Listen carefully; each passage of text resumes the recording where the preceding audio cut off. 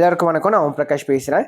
இது வரைக்கும் நீங்கள் இந்த சேனலை சப்ஸ்கிரைப் பண்ணலாம், சப்ஸ்கிரைப் பண்ணிக்கோங்க. அது மட்டும் இல்லாமல் பக்கத்தில் இருக்க பெல் பட்டனும் கிளிக் பண்ணி வச்சுக்கோங்க. அப்போ தான் நம்ம சேனலில் போடுற எல்லா வீடியோஸும் உங்களுக்கு நோட்டிஃபிகேஷனில் காமிக்கும். மேலும் ஜோதிடம் சார்ந்த ஏதாவது கேள்விகள் இருந்தாலும் அல்லது உங்கள் சுய ஜாதகத்தை பற்றி ஏதாவது கேள்விகள் இருந்தாலும் நீங்கள் கீழே கமெண்ட் பாக்ஸில் உங்களோட பிறந்த தேதி, பிறந்த நேரம், பிறந்த இடம் குறிப்பிட்டு உங்கள் கேள்விகளை நீங்கள் கேட்கலாம். கண்டிப்பாக எல்லோருடைய கமெண்ட்ஸுக்கும் முடிஞ்சிருக்கு நான் ரிப்ளை பண்ணுறேங்க. சரிங்களா? அதே மாதிரி இந்த வீடியோ உங்களுக்கு பிடிச்சிருக்கின்ற பட்சத்தில் ஒரு லைக்கும் போட்டு விடுங்க. நான் நிறைய லைக்ஸ் வரதான் இன்னும் மேற்கொண்டு வீடியோஸ் நிறைய போடணுன்ற ஒரு தூண்டுதல் எனக்கும் வரும். சரிங்களா? முடிஞ்சிருக்கும் இந்த வீடியோ பார்க்குறவங்க ஒரு லைக்கை போட்டுட்டு கமெண்ட்டை போட்டுட்டு உங்களோட வீடியோ நீங்கள் பார்க்க ஆரம்பிங்க. சரி, வாங்க இப்போ வீடியோக்குள்ளே போகலாம். இதோட நம்ம என்ன பார்க்க போறோம் அப்படின்னா, சிம்ம ராசியில பிறந்தவங்களுக்கு 2025ஆம் ஆண்டு மே மாத ராசி பலன்களை பற்றி நம்ம தெளிவா பார்க்க போறோங்க. இந்த மே மாதம் என்னென்ன மாற்றங்கள் நடக்க போகுது, இதெல்லாம் உங்களுக்கு சாதகமா இருக்கு, இதெல்லாம் சாதகமற்ற தன்மையில இருக்க சொல்ல தெளிவா பார்க்கலாம். அதோட மட்டும் இல்லாம இந்த மாதம் குறிப்பா 2 கிரகங்கள் வலுவான ஒரு தன்மையில இருக்கு. குறிப்பா ராசிநாதனோடு சேர்ந்து இன்னொரு கிரகம் வலுவா இருக்கு. ஸோ அந்த 2 கிரகங்களுடைய தன்மைகள் எப்படிப்பட்ட ஒரு அமைப்புகளை கொடுக்க போகுது, என்னென்ன வகையில ஏற்றங்களை கொடுக்க போகுதுன்னு சொல்லிட்டு தெளிவா பார்க்கலாம். வாங்க வீடியோக்குள்ள போறது மாதிரி இந்த மாசோட கிரகங்களை பத்தி ஃபர்ஸ்ட் இப்ப பார்த்துடலாங்க. மாத தொடக்கத்துல மேஷத்துல சூரியனும் புதனும் செஞ்சிருக்கிறாங்க. அதாவது உச்ச சூரியன் மே மாதம் 14ஆம் தேதி வரைக்கும் மேஷத்துல இருக்கார். மே 15ஆம் தேதி ரிஷபத்துக்கு பேச்சாகி செல்வார். அதே போல புதன் மே மாதம் 23ஆம் தேதி வரைக்கும் மேஷத்திலையும் அதன் பிறகு பேச்சியாகி ரிஷபத்துக்கும் போயிடுவார். அதே மாதிரி ரிஷபத்துல குரு பகவான் மே மாதம் 14ஆம் தேதி வரைக்கும் இருப்பாருங்க. மே 15ஆம் தேதி குரு பயிற்சிங்க. அதாவது ரிஷபத்துல இருந்து மீனத்துக்கு குரு பகவான் பயிற்சியாகிறார் மே 15ஆம் தேதி. அதுக்கடுத்து கடகத்துல இந்த மாதம் முழுக்கவே செவ்வாய் வந்து நீசம் பெற்ற தன்மையில இருக்க போறார். அதற்கடுத்து ராகு கேது, ராகு மீனத்துல, கேது கன்னியில மே மாதம் 17ஆம் தேதி வரைக்கும் இருப்பாங்க. மே 18ஆம் தேதி ராகு கேது பயிற்சி. அதாவது கும்பத்துக்கு ராகு வரப்போறார், சிம்மத்துக்கு கேது வரப்போறார்.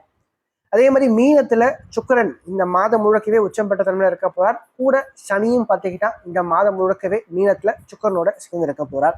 ஸோ இதுதான் வந்து இந்த மாசத்தோட கிரக நிலைங்க. சிம்மராசி, சிம்மராசி அதிபதி யாருன்னு பார்த்தீங்கன்னா சூரியன். சிம்மராசி கால புருஷனுக்கு 5வது ராசியா வருதுங்க. லட்சணங்களை பொறுத்த வரைக்கும் சிம்ம ராசியில மகம் 4 அட்சர பாதங்களையும், பூரம் 4 அட்சர பாதங்களையும், உத்திரம் 1 அட்சர பாதத்தையும் கொண்டுள்ள ஒரு ராசி தாங்க இந்த சிம்ம ராசி. சிம்ம ராசிக்காரங்களை பொறுத்த வரைக்கும் இந்த மாசிய முதல் பகுதியிலும் சரி, 2வது பகுதியிலும் சரிங்க, ராசிநாதன் சொல்லப்படக்கூடிய சூரியன் வலுவான ஒரு தன்மையில இருக்கார். ஃபர்ஸ்ட் ஹாஃப்ல ராசிக்கு பாக்கியத்துல உச்சமாயும், 2வது பகுதியில் ராசிக்கு 10ஆம் இடமான தொழில் ஸ்தானத்திலையும் வலுத்து உட்காந்துருக்கார். ஸோ இந்த காலகட்டம் வந்து பார்த்தீங்கன்னா உங்களுக்கு நல்ல பாக்கியங்களை உண்டு பண்ணி கொடுக்கும். குறிப்பா ஆன்மீகத்துல அதிகமான ஈடுபாட்டை அதிகரிக்கும்.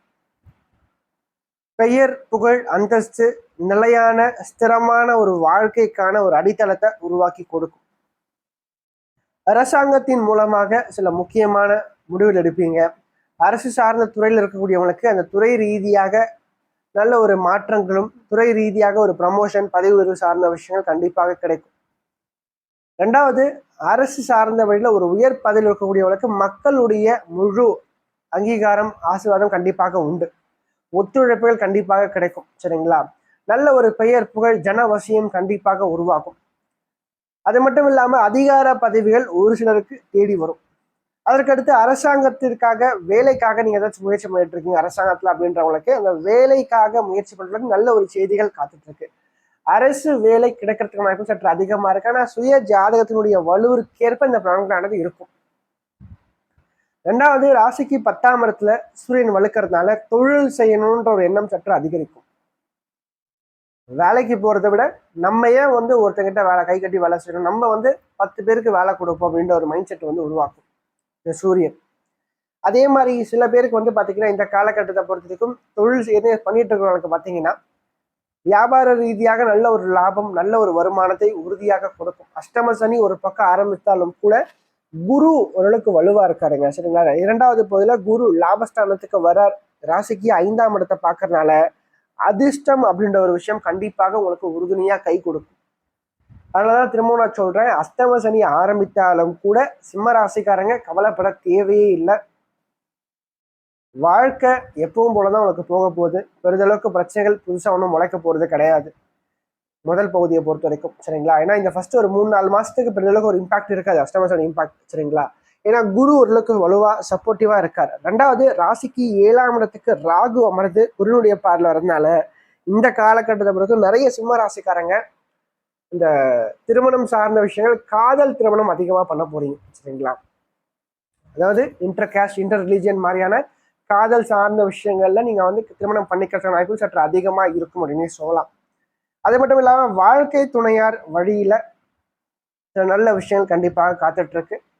மேலும் இந்த காலகட்டத்தை பொறுத்தவரைக்கும் திருமணமான பெண்களுக்கு அந்த குழந்தை பாக்கியம், புத்திர பிராப்தி சார்ந்த விஷயங்கள் யாருக்கெல்லாம் வந்து கிடைக்காம காலதாமதமாய் கொண்டிருக்கிறதோ அவளுக்கு இந்த குழந்தை பாக்கியம் சார்ந்த விஷயங்கள் தற்போது கிடைக்கும். ஏன்னா 5ஆம் அதிபதி 5ஆம் இடத்துல புத்திர பாக்கியத்தை கண்டிப்பாக உறுதியாக கொடுப்பார்.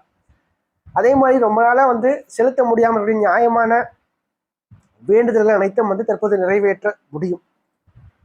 பிரார்த்தனைகள் தற்போது நிறைவேறும். அதோட மட்டும் இல்லாம சொத்து பத்துக்கள் சார்ந்த விஷயங்கள், வண்டி வாகனங்கள் சார்ந்த விஷயங்கள் வாங்குறது, விற்கிறது, சொத்து விற்கிறது, சொத்து வித்துட்டு இன்னொரு இடம் வாங்குறது, அது மட்டும் இல்லாம ஒரு பழைய வண்டி வாகனத்தை புதுசாக ஒரு வண்டி வாகனம் வாங்குறது. ஸோ இது சார்ந்த முயற்சிகள் எல்லாமே வெற்றியை கொடுக்கும். 4ஆம் அதிபதி 12ஆம் இடத்துல உட்கார்ந்து இருக்கிறதுனால சொத்து விரயங்கள், வண்டி வாகனங்கள் சார்ந்த விரயங்களை தற்போது செய்யறதுக்கான ஒரு உகந்த ஒரு நேரமாக இந்த நேரமானது இருக்கும். 2வது ராசிக்கு 8ஆம் இடத்துல சனியும் சுக்கிரனும் சேர்ந்திருக்காங்க. ரகசியங்கள் அதிகமாக தற்போது உங்ககிட்ட இருக்கும். 2வது எதிர்பயணம் சம்பந்தப்பட்ட நபர்கள்கிட்ட கொஞ்சம் கவனம் அதிகமாக நீங்க எடுத்துக்கணும். சனி சுக்கரனுடைய ஆதிக்கங்கள் ராசிக்கு 8ல இருக்கிறதுனால மன தடுமாற்றங்கள் கொஞ்சம் அதிகமா இருக்கும். தேவையில்லாத விஷயத்த நீங்களாவே போய் மூக்க நுழைச்சி மாட்டிப்பீங்க. ஆசைகளை தற்போது அடக்க வேண்டும். சரிங்களா? அது மட்டும் இல்லாம பாக்கியஸ்தானம் வலுவறதுனால நல்ல ஒரு புத்தி கூர்மை அப்படின்றது கண்டிப்பாக வெளிப்படும். சரிங்களா? அது மட்டும் இல்லாம குழந்தைகள் சார்ந்த வழியில, பிள்ளைகள் சார்ந்த வழியில நல்ல ஒரு முன்னேற்றங்கள் கண்டிப்பாக ஏற்படுங்க. ஒரு குழந்தைகளுடைய எதிர்காலத்தில் நினைச்சிருக்கக்கூடிய கவலைகள் தற்போது விலகும். அதே மாதிரி நல்ல ஒரு புத்திசாலித்தனம் கண்டிப்பாக அதிகரிக்கும். எந்த ஒரு காரியத்தையும் எந்த ஒரு சூழ்நிலையும் சமாளித்து ஜெயிச்சு காமிப்பீங்க. அதே மாதிரி எதிரிகள் கண்டிப்பாக அடிவாங்க. குறிப்பா யாருக்கெல்லாம் வந்து மறைமுகமான எதிர்ப்புகள் இருக்கோ, மறைமுகமான எதிரிகள் தொல்லைகள் இருக்கோ அதெல்லாம் தற்போது விலகுங்க, முழுமையா விலகும். சரிங்களா? அது மட்டும் இல்லாம பாக்கியாதிபதி நீசமானாலும் கூட ராசிநாதன் பாக்கியத்துல உச்சமா இருக்கின்ற காரணத்தால கண்டிப்பாக தந்தையின் மூலம் நல்ல ஒரு ஆதாயம், தந்தையால் நல்ல ஒரு ஏற்றங்கள் கண்டிப்பாக கிடைக்கும். 2வது உங்களோட முயற்சிகள் எதுவாயினும் அந்த முயற்சிகள் கண்டிப்பாக வெற்றி பெறும். புதிய புதிய அறிமுகங்களால நல்ல ஒரு ஆதாயங்கள், நல்ல ஒரு ஏற்றங்கள் கண்டிப்பாக உண்டு. அதே மாதிரி ரத்த பந்தம் சார்ந்த உறவுகள், உடன் பிறந்தவரால் சற்று வஞ்சிக்கப்படுவீங்க. கொஞ்சம் விட்டு கொடுத்து போங்க ஃபேமிலி லைஃப்பை பொறுத்த வரைக்கும். சரிங்களா? அதே மாதிரி ராசிக்குள்ள கேது வரதுனால ஆன்மீகம் சார்ந்த எண்ணங்களை அதிகப்படுத்தி கொள்ளுங்க. நிறைய கோயில்களுக்கு போக ஆரம்பிங்க. குறிப்பா விநாயகர் வழிபாடு அதிகமா பண்ண ஆரம்பிங்க.